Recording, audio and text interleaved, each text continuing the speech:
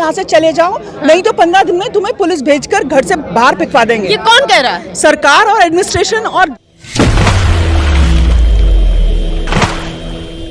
लगभग 2 साल होने वाले हैं और कुछ लोग ऐसे हैं जो ऐसे मकान में रह रहे थे, ऐसे घर में रह रहे थे जहां को उन्होंने एक सपनों की तरह सजाया था।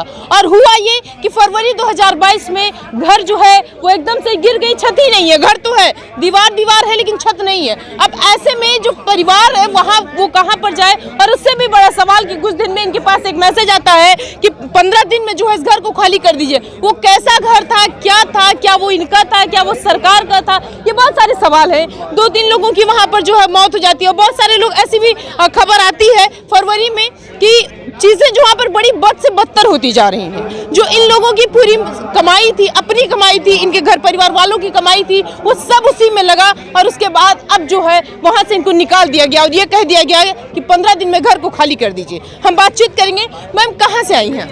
हम सेक्टर 109 चिंटल पैराडीसो से आए हैं। हाँ। जहाँ पर करीब 9 टावर में 550 से ज्यादा परिवार रहते हैं। हाँ। उनमें से 250 परिवारों को ये बोल दिया गया है कि आप अपने घर छोड़ के 15 दिन में यहाँ से चले जाइए। क्यों घर छोड़ दें अपना? क्योंकि उन्होंने बिल्डर ने उसमें गलत सामान लगाया है। हाँ। उसको अंडर क्वालिटी का कंस्ट्रक्शन मटेरियल लगाया है, जिससे कि 2 परिवारों की छत 10 फरवरी 2022 को गिर गई थी। हाँ। और 2 लोगों की मौत भी हुई थी। हाँ। जिन लोगों की मौत हुई उन्हें पैसे देके चुप करा दिया गया ताकि वो हट जाएं। लेकिन जिन परिवारों का अपना पैसा लगा है, पूरी मेहनत का पैसा, वो आज सड़कों पर बैठे हैं। कौन थे बिल्डर जिन्होंने ये कहा कि घर तो आपकी सपनों की तरह बना रहे हैं, उसके बाद मिट्टी? चिंटल्स पैराडीसो, चिंटल्स ग्रुप का ये है अशोक सोलेमन। उन्होंने सरकार को पैसा खिलाया, सरकार को अपनी तरफ किया। हमें आज आने पने दाम जो कि जिसमें हम अगर लेने जाएं तो हमें एक छोटा सा घर भी ना मिले, उतनी कीमत देकर कह रहे हैं यहाँ से चले जाओ, नहीं तो 15 दिन में तुम्हें पुलिस भेजकर घर से बाहर पिटवा देंगे। ये कौन कह रहा है? सरकार और एडमिनिस्ट्रेशन और बिल्डर। ये आपको क्या लगता है, क्या ये सरकार, एडमिनिस्ट्रेशन, ये सारी चीजों का मिली भगत है? क्योंकि जिनकी मौत हो गई उनको कुछ पैसे दिए, साइड कर दिए गए। बिल्कुल, ये सरकार और बिल्डर की मिली भगत है। ये सब उन लोगों ने प्लान करके किया है कि कैसे इनको अपने घर से निकाला जाए। इनकी जमीनें जो है सस्ते दामों पे हम खरीद लें और यहाँ पे हम इसको आज 6500 पे खरीद के 20,000 रुपए के रेट में हम इसको बेच सके। तो ये उनके लिए ये नहीं है कि ये अग्रीव्ड है, 300 लोगों को अब आप दुखी हैं, इनको आप घर से निकाल रहे हो। वो इनको प्रॉफिट कमाने का एक मौका है कि इसको कैसे हम झपट ले इस अपॉर्चुनिटी को और उसको इनकैश करके नए फ्लैट बना के उसको नए दामों पर बेचा जाए, जो आज के समय पर घर आपका था, उसके बाद जो है अचानक क्या ऐसा हो जाता है कि वो खाली करने के लिए कह दिया गया? घर जो है हमारा है और बिल्डर ने ये जो इंसिडेंट हुआ 10 फरवरी को, उसके बाद ऑडिट भी हुई और काफ़ी उसमें आया कि जो घर है वो पुअर कंस्ट्रक्शन है, क्वालिटी उसकी पुअर है काफ़ी, और घर रहने लायक नहीं है। हमारा एक सिंपल सा ये डिमांड है कि हमने कोई गलती नहीं करी है। अगर जिसने गलती करी है, बिल्डर ने गलती करी है, तो ठीक है, उसको सुधारे। घर के बदले घर बनाए और घर हमें वापस दे हमारा घर। कितने टावर होंगे लगभग उसमें पूरे? टोटल 9 टावर्स हैं, जिनमें से 5 को ऑलरेडी ऑडिट पे बोल दिया गया ये रहने लायक नहीं है। तो हमें भी कोई टूटी हुई ऐसी बिल्डिंग में रहने बोला कि रहने लायक नहीं। IIT की रिपोर्ट है, IIT दिल्ली की रिपोर्ट हुआ है कि ये रहने लायक नहीं है। अब ऐसे केसेस में जो और जगह अभी रिसेंटली दिल्ली में हुआ था, सिग्नेचर व्यू अपार्टमेंट्स के साथ हुआ था, उनको बोला गया कि ये पिछले साल हुआ था कि नहीं आप ये रहने लायक है। उनको DDA ने जो LG का ऑर्डर आया है कि आप इनको फिर से बना के दीजिए घर, और जब तक इनका घर नहीं बनता तब तक आप इनको रहने के लिए जगह दीजिए। अल्टीमेटली घर के बदले उनको घर दिया जा रहा है ना। और हर जगह यही लिखा है लॉ में, जितना भी और भी केसेस, महाराष्ट्र में ऐसे बहुत से केसेस हैं, बट हमारे को कह रहा जा रहा है कि भाई तुम निकलो, ये लो, हम एक चवन्नी फेंक रहे हैं, चवन्नी उठाओ और निकल लो, नहीं तो तुम्हारे को धक्के देके निकाल देंगे। अच्छा मैम, बहुत सारी चीजें हैं, आपने अपनी पूरी कमाई उसमें लगा दी और अब अचानक से 15 दिन में आप कैसे उस घर को खाली कर देंगे और कहाँ जाएंगे? हमारा प्रशासन से सवाल है कि हम कहाँ जाएं? हमने क्या अपने टैक्सेस समय पर सरकार को नहीं दिए हैं? तो आज हमें सरकार की जरूरत है, तो सरकार कहाँ है? क्यों वो अपनी जेबें भरने में लगी है और हमारी सहायता नहीं कर रही है? कहाँ है हमारे प्रशासन जो वोट मांगने के टाइम पर दरवाजों पर घूमते हैं, आज कहाँ है? उनमें से कोई भी एक भी नेता हमारी सोसाइटी में आकर हमारा दुख बांटने नहीं आया है। हम उनके दरवाजे पर गए हैं और फिर भी आज तक हमें उनका कोई भी सपोर्ट, कोई भी मदद या कोई भी रिलीफ नहीं मिला है। क्या बिल्डर को लेकर कोई कार्रवाई की सरकार कुछ नहीं, कानूनी कार्रवाई हम पे की जा रही है कि अपना घर 15 दिन में खाली करो, नहीं तो कानूनी कार्रवाई होगी। लेकिन जिसने ये किया है, जिसके जो इसका जिम्मेदार है, वो आराम से घर में सो रहा है और हम लोग यहाँ सड़कों पर धूप में बैठे हैं। जितने भी पुअर मटेरियल जो बिल्डर ने लगाए उसको वैसे छोड़ दिया गया और आपको उल्टा कह दिया? उल्टा क्या हमें कहा जा रहा है, जबकि लाइसेंस ओसी तो सरकार ने दिया था ना, तो जिम्मेदार कौन है? सरकार भी उतनी जिम्मेदार है जितना कि बिल्डर है। क्यों सरकार हम पर प्रेशर बना रही है कि हम अपनी कमाई जिंदगी की छोड़कर, यहाँ बुजुर्ग हैं, बच्चे हैं, छोटे 1-1 साल के बच्चों को लेके हम यहाँ बैठे हैं, इसलिए क्या कमी है, क्या गलती है हमारी? मैम, सबसे बड़ा सवाल है कि आप अपना घर खाली कर देंगी और जो पैसा था आप उनको टैक्स एज अ पे कर रही हैं, अब आपने पे किया, EMI दे रही थी, अब आप अलग रहेंगी तभी तो आपको रेंट किराया भी देंगे। हाँ। तो उसका कहाँ से हम भरपाई करेंगे? मतलब हमारी दोनों जेब खाली होगी। हम अपने बच्चों को पालें, अपने बड़े बुजुर्गों को देखें, अपने घर संभालें, अपनी नौकरी संभालें, या हम सड़कों पर बैठें और अपनी जेब से हम किराया भी दें, इंस्टॉलमेंट भी दें और सरकार को टैक्सेस भी दें? किस लिए? ताकि वो अपनी जेबें भरे। मेरे साथ क्या ऐसी सिचुएशन है, मैं घर खाली कर चुकी हूँ और दूसरी जगह पे रेंट पे रह रही हूँ।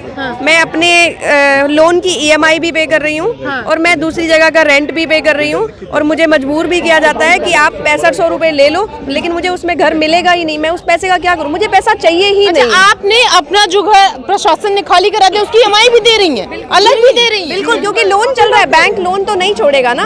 लोन की EMI तो देनी पड़ेगी। अगर हमने बैंक को लोन नहीं दिया तो हम डिफॉल्टर हो जाएंगे। तो हम दोनों तरफ से चोट खा रहे हैं। जहाँ दूसरी जगह रह रहे हैं वहाँ का किराया दे रहे हैं, अपने लोन की EMI दे रहे हैं और अपना घर भी छोड़ के बैठे हैं। सब कुछ अपना छोड़ दिए, उनको भी पैसा दे रहे हैं, इधर रहने के लिए भी पैसा दे रहे हैं। कैसे मैनेज होगा ये सारी चीजें? ये तो इसीलिए तो हम यहाँ आके खड़े हुए हैं, प्रोटेस्ट कर रहे हैं कि हमारी कहीं तो सुनवाई हो ना, कोई तो हमारे साथ न्याय करे। यार न्याय बिल्कुल खत्म ही हो गया इस देश में। कहीं कोई सुनवाई नहीं है और सारा पैसा हम अपने घर में लगा चुके हैं। अब रिटायर होने के बाद सिर्फ हमारे पास हमारी पर मंथ जो आती है उसमें से हम किराया दें, पेंशन में से, या हम अपना खाने पीने का इंतजाम करें, क्या करें? बड़ी विडम्बना सामने आ रही है, क्योंकि जब तक हम अब मेहनत करने लायक थे, काम करने लायक थे, तब तक तो हमने काम किया, सारा पैसा उठा के उनको दे दिया। अब जो कमा रहे हैं वो भी दे रहे हैं। अब सारा, हाँ, हमने भी लोन लिया हुआ है, अभी लोन की किस्त भी जाती है, अब हम किराया कहाँ से दें, कहाँ जाएं हम अपना सामान लेके?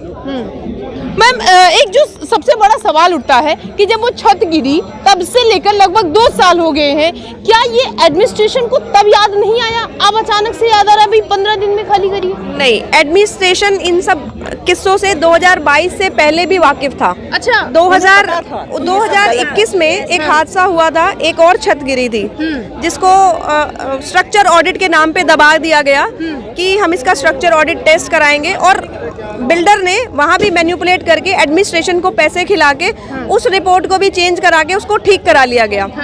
ये है सिर्फ जुलाई 2021, 6 महीने पहले की बात। फरवरी 2022 से उस 6 महीने पहले के हादसे में 4 महीने के बाद, 5 महीने के बाद उसकी रिपोर्ट आती है और एडमिनिस्ट्रेशन बिल्कुल बिल्डर को क्लीन चिट दे देता है कि इसमें तो हल्के फुल्के फ्लॉज हैं, ये ठीक कर दिया जाएगा और आपका घर रहने लायक हो जाएगा। लेकिन उसी के 1 महीने बाद, उन्हीं की रिपोर्ट के बाद में, और वो छतें गिर जाती हैं 6 मकानों की एक के साथ, 1 टू 1 करके बैक टू बैक गिर जाती हैं। तब एडमिनिस्ट्रेशन जागता है, कहता है नहीं, जबकि वो पहले से जानता था। जागता ये है कि आपको आपके घर से निकालने के लिए ये एक अपॉर्चुनिटी है बिल्डर को नई मदद देने के लिए। तो इसमें पूरे का पूरा जो आप कहें कि जो साथ दे रहा है वो एडमिनिस्ट्रेशन बिल्डर का दे रहा है। सरकार का बैकबोन बन के खड़ा है क्या?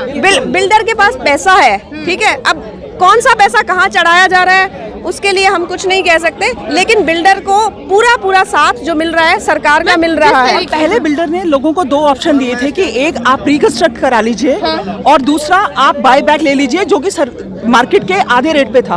उसके बाद उसने एक शाही फरमान जारी किया कि नहीं, सिर्फ इतने पैसे मिलेंगे, लेना है तो लो, नहीं तो जाओ।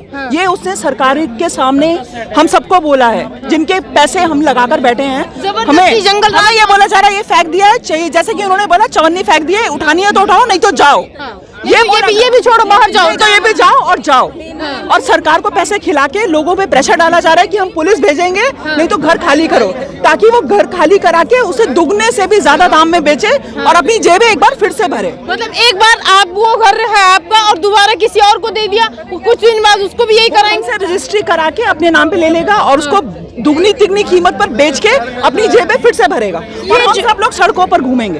ये जो है ये सरकार का सबसे बड़ा किसी को लूटने का फंडा है कि एक बार हमने आपका घर खाली कराया, हम किसी और को बेचेंगे, ऐसे ऐसे जो काम है वो करते रहेंगे। हम आपको बता दें कि जिस तरीके की वहाँ विडंबना देखने को मिली, क्योंकि सरकार जो है वो पहले से वाकिफ है सारी चीजों से, उसके बाद भी वो चुप रही, ये जानकर चुप रही, ये इन लोगों को दिखाने के लिए चुप रही कि भाई हम कुछ नहीं जानते हैं। और जो बिल्डर्स है उनके पीछे बैकबोन बन के खड़ी रही और एंड ऑफ 4 यही आ रहा है, अंत में इनको दिया ये जा रहा है कि भाई हमने आपको कुछ पैसे फेंक दिए हैं, लेना है तो लीजिए, नहीं तो जाइए सड़क पर, हमसे आपका कोई मतलब नहीं है। जनता मंदिर से प्रिया पांडे की।